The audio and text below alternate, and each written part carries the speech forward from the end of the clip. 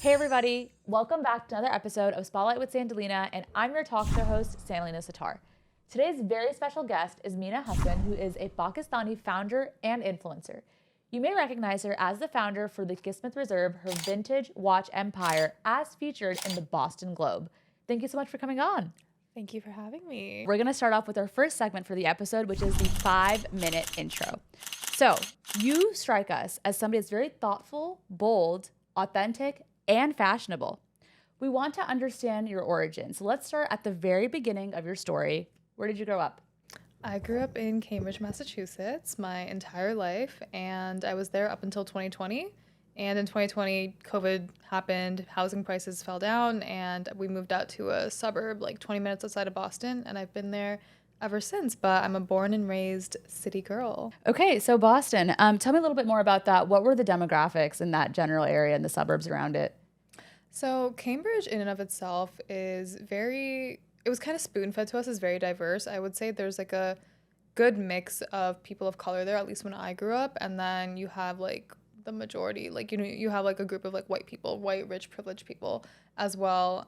But growing up, I never felt isolated. I never felt that I was like one of one. I feel like a lot of people I meet who grew up in suburbs, they always say, I was one out of like, I was the only brown kid in a school of like white people, and I felt isolated. I felt like I had to conform. But in my experience, I felt like I didn't have to conform as much. I was surrounded by so many other people of color, and I think that really played a big part in how I act today and how I perceive the world today, the school I went to, the politics in school, and the types of people I was surrounded with. Tell me a little bit more about your interest in politics from a young age. I would say growing up in Cambridge is like a very liberal city, and especially in high school, everyone I knew, like, if you weren't politically like involved, it was like, what are you doing? Like, you have to be on the right side of history. Yeah. Like, everyone I knew, especially in my high school, everyone was pro-Palestine. If you were not pro-Palestine, like, get out of here. Like, that was my experience in school. So whenever I hear that other people went to schools with majority like Zionists, white people, like, really toxic, bad stances, I'm like, that was not my school. My school had walkouts like every day. You had excused absences if you were walking out. Like, there was a protest for everything, every single thing. Like, if there was one thing people at my school knew how to do, it was congregate and get something, like fight for something. You know? So yeah, very pro-Palestine. Like, our Black Student Union was very strong. All groups on campus, like all like clubs and stuff, were very, very headstrong, especially when it comes to politics, climate change, et cetera, et cetera. Wow, like I love that. That's actually very refreshing to hear. I don't think that's the case for a lot of South Asians that I've spoken to on this show. So that's a nice change. Tell me a little bit more about your family. So I'd assume your parents are immigrants, and tell me their story a little bit. Yeah, so my parents are immigrants. They came from Pakistan. My dad was actually here. He came in 1990. He originally settled in Chicago and then married my mom in 2002, and then they relocated to Boston. Okay. Well, first New York, and then 9/11 happened, and then their landlord got deported, and then we had to go to Boston because they had friends in Boston that were like, "It's good here." Oh wow. So I was supposed to be a New York baddie. Wow. I was supposed to be born. My mom was pregnant with me in New York when 9/11 happened. Yeah, like I was in the womb. Wow. I was supposed to be born here. Wow. That explains why you're always visiting all the time and doing so many cool things here. I have such a strong connection here. Yeah. Like, I was supposed to be here. You happened here. I literally basically happened here. Yeah. My dad found a community that other, like, Desi Brown uncles, they were all like security guards naturally. So my dad was a security guard. My mom was a stay-at-home mom for the longest time. And she got her master's in bio, got an internship at a biotech firm, and fast forward a decade later, she is like a lab manager now. Oh wow. So she's like the breadwinner of the family, because we were poor. We were broke. I was in the projects. Like, we were not well. Like, I know, like, when I say I'm from Cambridge, like, sometimes it can come up as like maybe wealthy or pretentious because Harvard and MIT are there, but no, like, there is a side to Cambridge that is like poor and like lower income. Like, it is hard to live in Cambridge if you are not like a multimillionaire, because those houses are insane and the people around there are insane. So you get like really, really rich people in one community and really, really poor people in the other community, and the poor people tend to be the people of color. Of course. Rich people tend to be the white people. But that's kind of like their origin story. Yeah, that makes And sense. yeah. And I find that to be the case. Yeah, it's very common, unfortunately, that the more wealth there is accumulated in one area, the bigger the disparity is right Exactly. next door, right? And that's just something you see everywhere you go. Exactly. And it's really a shame, but it's really nice to see the way that you've taken your creativity to sort of support yourself in a way that's maybe broken some generational trauma and pain. You also talk about your Muslim identity, right? So tell me a little bit about how Islam sort of influenced your upbringing growing up and what your relationship with the Muslim community is today.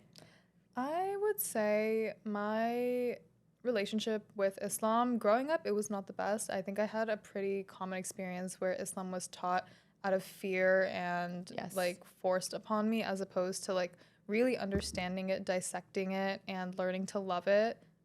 So for the longest time, of course, I rebelled. Every kid rebels when something is forced upon you and you grow up hating it. So during high school, I think was where I was like the farthest away from Islam.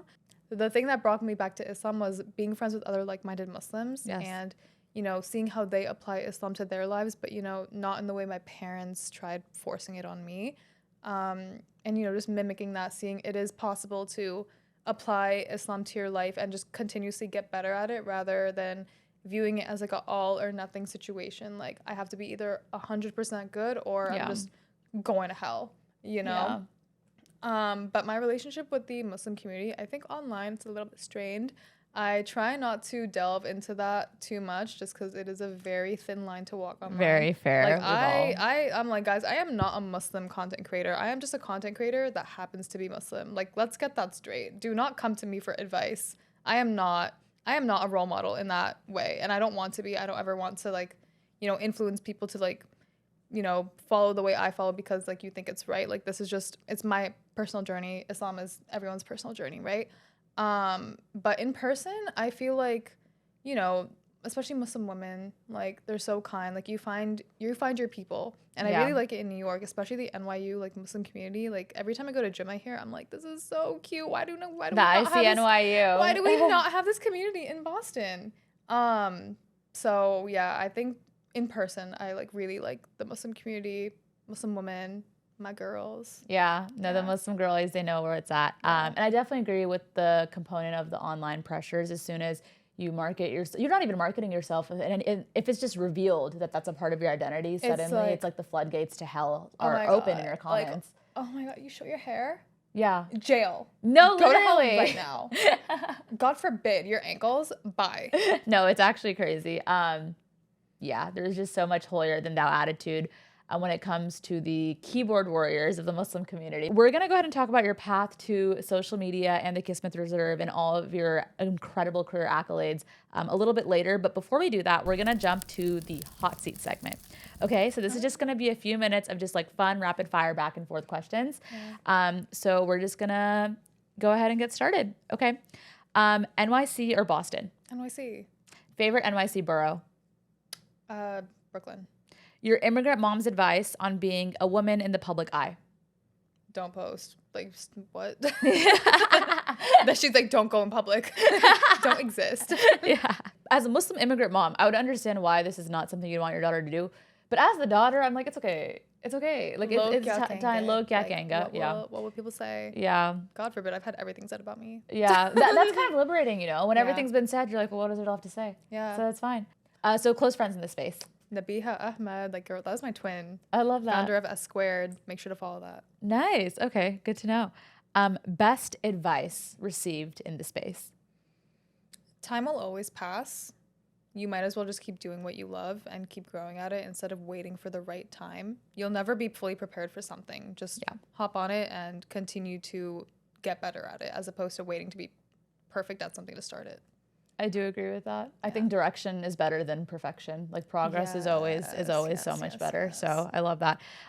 Finish this sentence. Being a brown girl in social media is like being a bull in like those like the things in the South, like those things like with the red flag, the like bullfights. Yeah, the bullfight. Like I feel like social media is the bull and I'm the one with like the flag, and I'm just always getting like, there's always a stampede coming towards me for existing.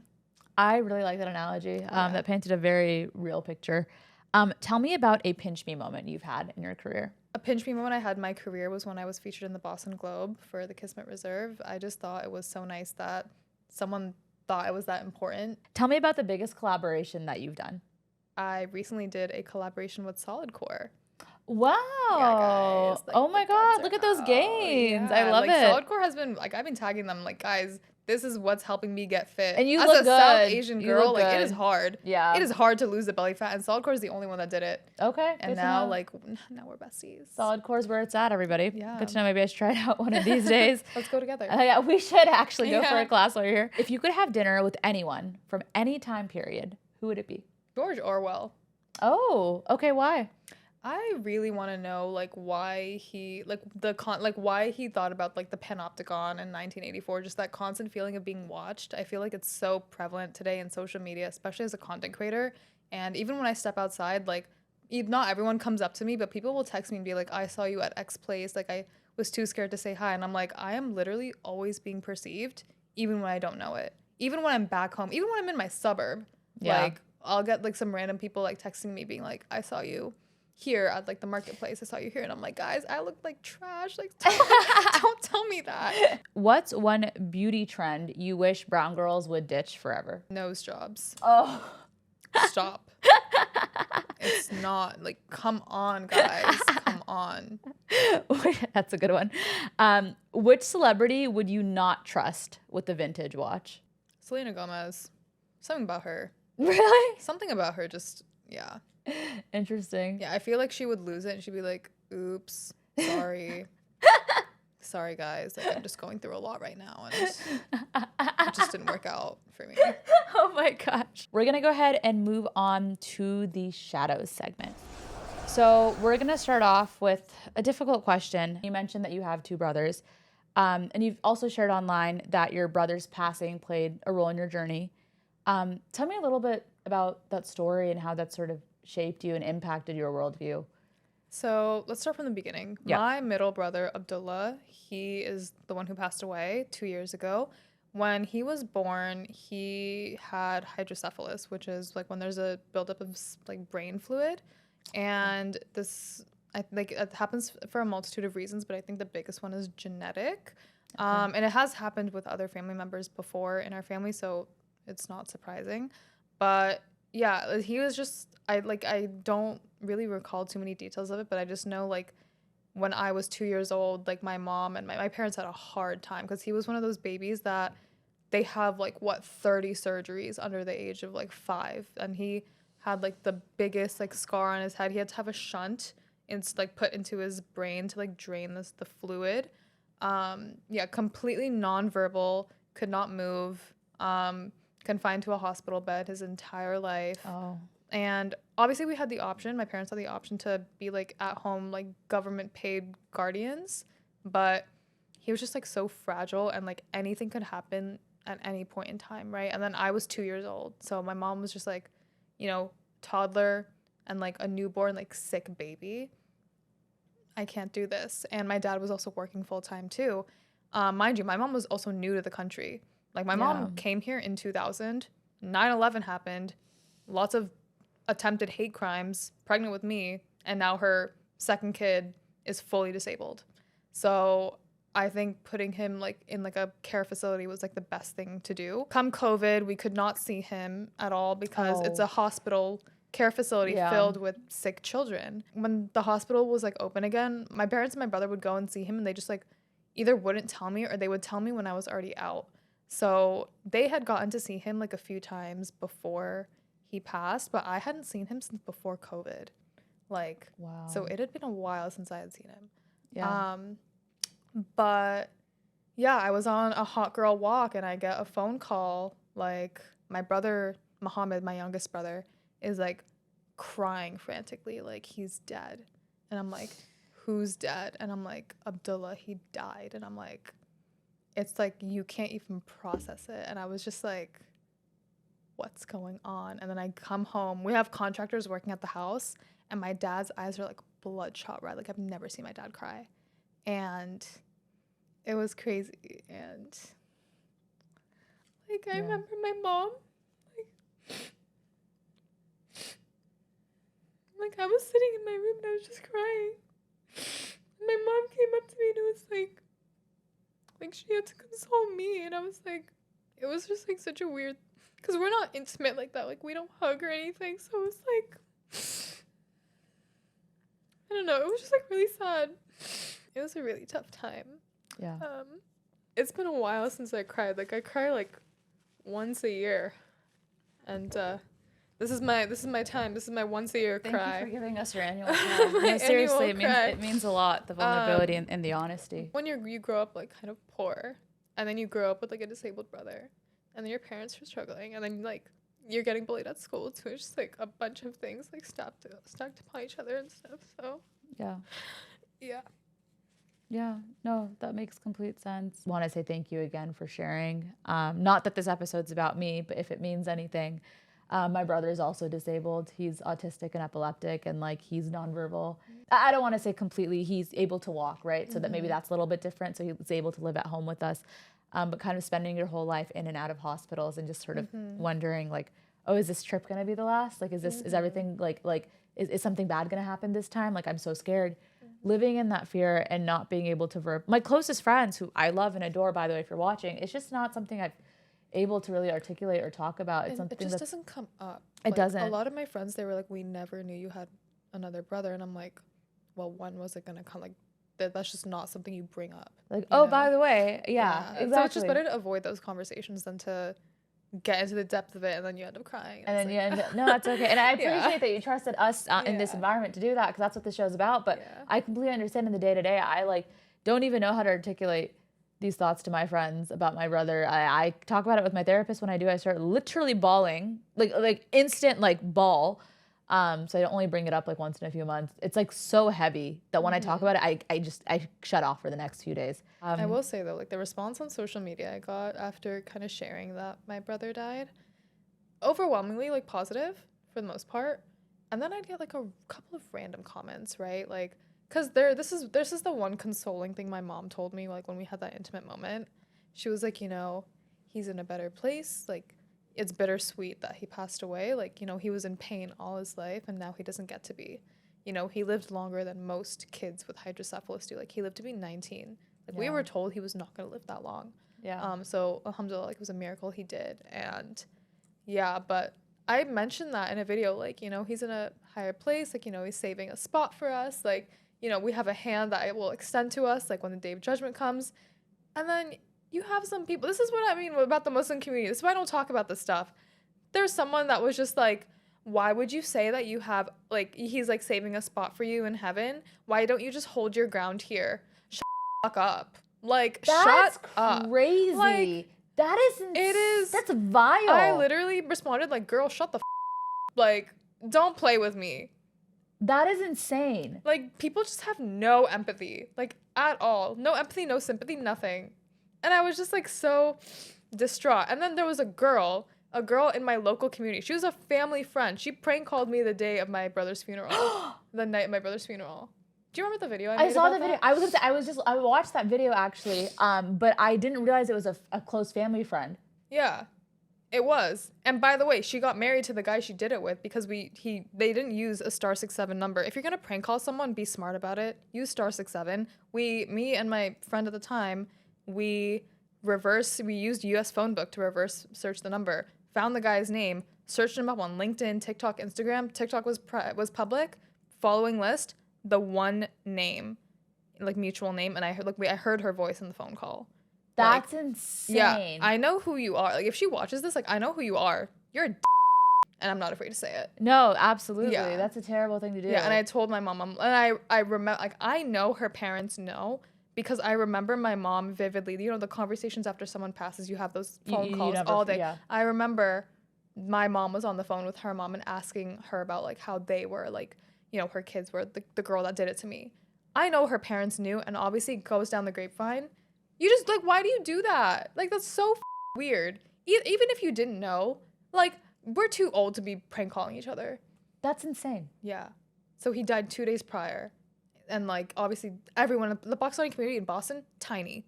Word goes around very fast. So, like, I like, she had to know. And even if she didn't, I don't care. Like, you're still annoying for prank calling. Yeah, it's terrible. Yeah. And she married the guy she did it with. Yeah. Well, there you go. But there is so much more warmth and support and love than there is hatred and anger. The final segment of today's episode, which is the Spotlight segment. So the headline for today's episode is Pakistani founder builds vintage watch empire. So we've gotten a chance to hear your story and what really ignites your soul and what you care about in this world and what makes you who you are. And you know, I want to credit you, by the way, when people have experienced all that you have experienced, it oftentimes leads to sadness in the long run and maybe, you know, less of an ability to feel motivated to do things, but you've actually channeled all of that. And you've basically said, like, the world is my oyster and I'm going to do what I want to support myself, support my family, and carve out my own path, right? So I want to commend you on that. And you have built, as I call it, the vintage watch empire, because really that's what it is. So, you know, tell us a little bit about the Kismet Reserve. Let's start off with the inspiration for the name. The name behind it comes from, I was sitting in a cafe a week after my brother's funeral, and you know, I had always been into vintage watches. I talk about it all the time. For months prior, I was thrifting them, posting them, and everyone was like, you should start selling them. And I was just seeing on my For You page, I was seeing the other vintage watch businesses, and I was like, I could do this, but like with my style of watches, because they, like, the other ones, like, love, you know, respect them, but like their style is not what I typically go for. You have a good eye, I have to say. Thank yeah, you. You have a very good eye when it comes and I just try to, I want like a more curated collection for like my vibe, right? Yeah.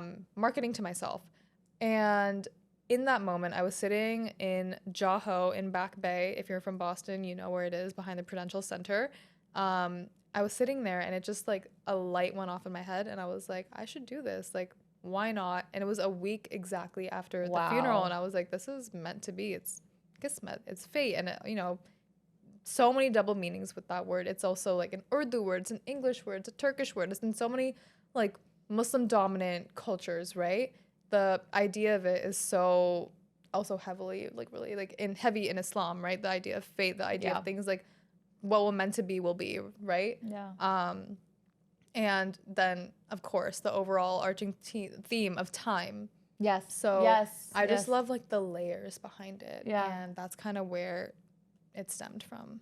That's so beautiful. Thank you. That's such an inspiring story. I don't think I knew that was the origin of it. A week after your brother's funeral. That's a really, really powerful. So you have this idea, right? You're sitting in that cafe, and you know, how did you bring it to fruition, and what was sort of the business model and the concept? I had always wanted to focus on the sustainability aspect of it. This was like right after I got out of my like Shein fast fashion age. So I knew I wanted to focus and lean more into sustainability. I'm a big thrifter. I love thrifting. And that's where I found my watches. So it was like, they're always going to be secondhand. They're always going to be vintage. Like, you know, bringing life and meaning back to something that, you know, is not treasured the way it was. And that's, you know, I went out, I was thrifting. I went on like secondhand websites and, you know, searching keywords and finding exactly what I wanted. I spent like $5,000 in one day on watches. It was insane. I was like, this is the biggest risk I'm taking on myself. But you know what? If it doesn't work, then I have a cool collection of watches. Yeah, and that's one way to look at it. You know, it's a sunk cost, but who cares? And alhamdulillah, it worked out, built a website. I did not know what I was doing at all. You just casually built a website?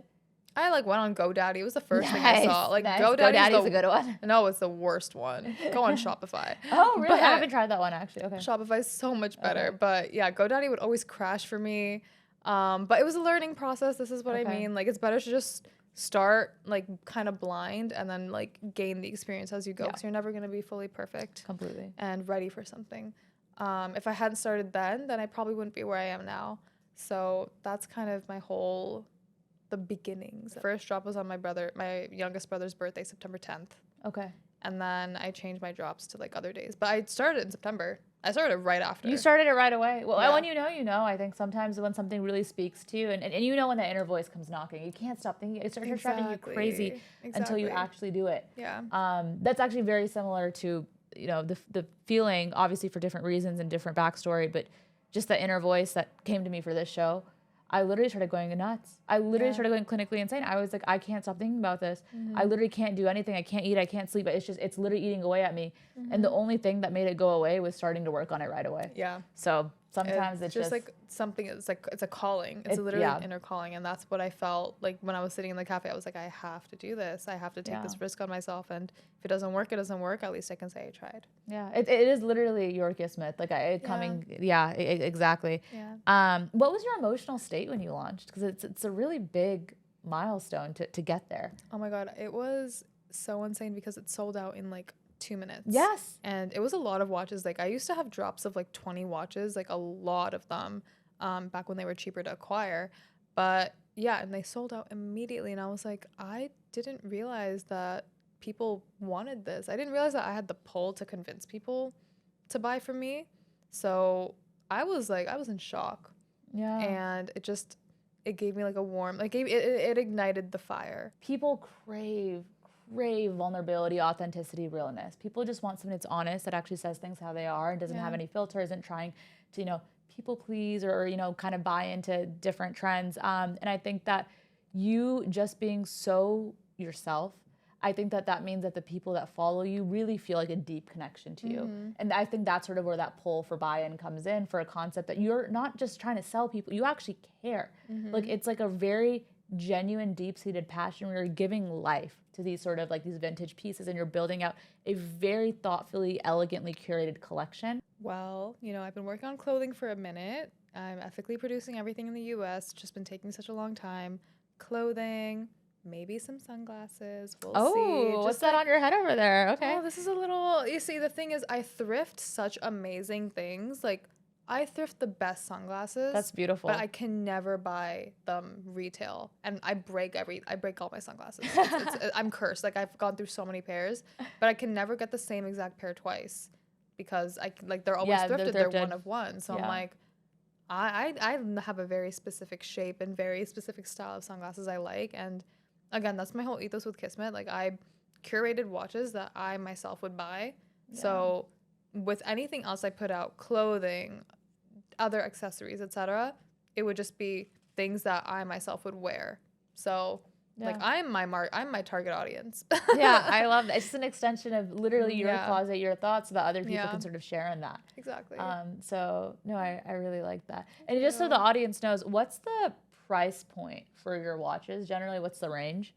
I would say these days the cheapest it can be is like 120. Okay, that's actually very fair. Yeah, for a nice watch. Yeah, and then the most expensive is like 1,300 so far. Okay, it's just a huge wide range. I try to put watches that I like, but also like that other people like the Gucci interchangeable bezel watch. Like people eat that up. I'm sure. Like people are obsessed with that one, and I don't blame it. I own one myself. It was my 20th birthday present. Yeah, those are the price ranges for my watches, and yeah.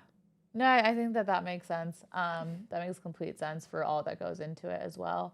And there's so much to be said about it. It's hard to sort of value these things, right? But I think that you've kind of, the fact that you're selling out in minutes tells that you're pricing it at a fair point. At least I think so. That's just how supply and demand works. Economics 101. Yeah. So that's incredible. And as you alluded to earlier, you're also featured in the Boston Globe. So I feel like you are sort of bringing that trend back. There is something so timeless and classic about just a nice little watch. You're making me want to wear a watch. I've never thought about wearing one.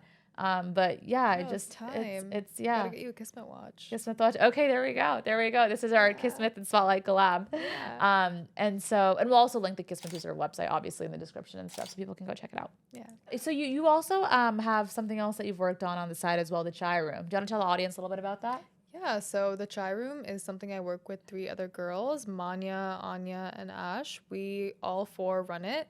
I'm like the latest member they added as a co-founder. Basically, we host events once a month, sometimes more than once a month. Various cities. We've done SF, we've done NYC, but basically they are safe spaces for South Asian women creatives. It is such a niche space to be in, and there really aren't that many of us. And even if there are, we don't all know of each other. Yeah. So it's important to bring those spaces together and have like a safe space to network where instead of, having that competitive drive inside you, which isn't bad, but it can, hinder you from like making meaningful connections. Like instead build a network of people like you can rely on. Like, you never know when you need a makeup artist for a photo shoot, or you need a graphic designer for this, or you need a production agency to like run an event or something. Like those are all the types of people we put into these rooms, and they end up working together and building great things together, and that's typically all we want to do. So if you're a South Asian woman creative, like follow the Chai Room and come to our events. Okay. We do also collaborate with other collectives, other groups, and the events aren't always centered around just South Asian women creatives. Sometimes it's just South Asians or South Asian women. Like just keep an eye out on those events and see which one interests you and pop out. There's always so many cool people. And we always have chai. That's the one That's the biggest thing. You can't have a chai room without the chai. Of course. Wow. Okay, no, thank you so much for sharing. It sounds like a very neat spot. I'll actually have to check it out myself. Yeah. One thing I want to say about your social media presence, I absolutely love that you use it to speak up for social justice. And I think that's something that's so important.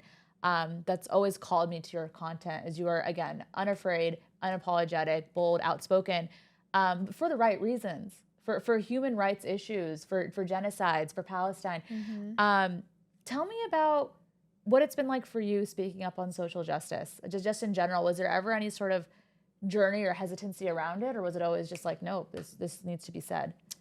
I remember how I said in high school, like we were very like political, very like everyone was like an activist in my high school, so naturally I had to be one too, and I liked it too. Like I was always very pro-Palestine. Like there was never an inkling or like a thought in my head where I wouldn't be, because everyone around me was. And also it's like, I'm sorry, it's objectively the right It's like not stance even to up for take, debate. Like it's just insane. Like if you're not, it's like, come on, you can't be that blind to media. Yeah. Like that's an interesting choice. Yeah. But I've always been like pretty outspoken since high school on social media. And I think come October 7th, like I took like a 7-month hiatus on posting because it just felt so like heavy and so weird. And I have a lot of friends who have family in Gaza and people who had like their families had to evacuate. And it's like so crazy that, like it's like one connection away,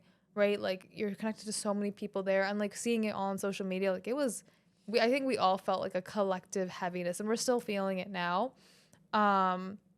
So I took a hiatus on that, and alhamdulillah with Kismet, I was like financially like okay to run the business and not have to rely on brand deals. So the business was running as usual. I even made it apparent on Kismet too that like this is a pro-Palestine place. Like I do not ship to Israel at all. Like it's blocked off. Like people in Israel cannot like order from my account from my page. That's great. And I always say like if you live in Palestine, like just DM me privately and we'll work something out. And I've shipped to Palestine before, and UPS has given me so much shit about that. Like, how did you ship to Palestine? Like there's one girl who lives in Ramallah. Okay. Bro, it was the worst. It literally took like 3 months to reach her. Okay. Because UPS was just being so annoying about it. Then this other girl lived in Jerusalem, and they were still being annoying about it to her too, and it's a whole thing. But they got their watches. Yeah. That's all. That's important. They got their watches. At my core, I know like I'm like pro-Palestine, I stand for the right things, but like with so many external factors in the world, it's like, where do you find that balance? Like it's hard. I think that's been like the biggest challenge. Yeah. But I do try to stand my ground on Kismet, especially. Like that is where I can be like a lot more like hardcore. I feel like, not shipping to Israel, like having a hard no on that. Yeah. So yeah. Yeah. No, that makes complete sense. And do you have a message for content creators and influencers that have been quiet since October 7th?